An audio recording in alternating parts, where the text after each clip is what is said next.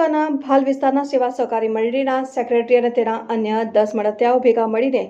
2 કરોડ અને 4 લાખ રૂપિયાની છેતરપિંડી ખેડા જિલ્લા મધ્યસ્થ સહકારી બેંક સાથે કરતા ખંભાત ગ્રામ્ય પોલીસમાં ફરિયાદ નોંધીને સેક્રેટરીની ધરપકડ કરી કાયદેસરની કાર્યવાહી કરી, જ્યારે અન્ય 10 આરોપીઓથી દૂર ખંભાત તાલુકાના મિતલી ગામે ખેડૂતોની સહકારી સંસ્થા મિતલી સેવા સહકારી મંડળીએ તેના સભાસદોને ખેડા જિલ્લા મધ્યસ્થ સહકારી બેંકમાંથી લોન અપાવીને નિયત સમયે સભાસદોએ આ નાણાં સેવા સહકારી મંડળીમાં જમા કરાવ્યા હતા,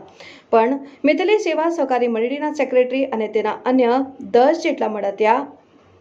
આ નાણાં કેડીસીસી ખેડા જિલ્લા મધ્યસ્થ બેંકમાં જમા ન કરાવતા તેમના અંગત વપરાશ માટે આ નાણાંનો ઉપયોગ કર્યો, જેની જાણ કેડીસીસી બેંકને થતા ખંભાત ગ્રામ્ય પોલીસમાં ફરિયાદ નોંધાવી, જે અંગે ખંભાત ગ્રામ્ય પોલીસે હાલ તો મિતલી સેવા સહકારી બેંકના સેક્રેટરીની ધરપકડ કરી છે। જોકે ખંભાત ગ્રામ્ય પોલીસના જણાવ્યા મુજબ 10 લોકોની હજી અટકાયત કરવાની બાકી છે, જેઓ આ ગુનામાં મહત્વની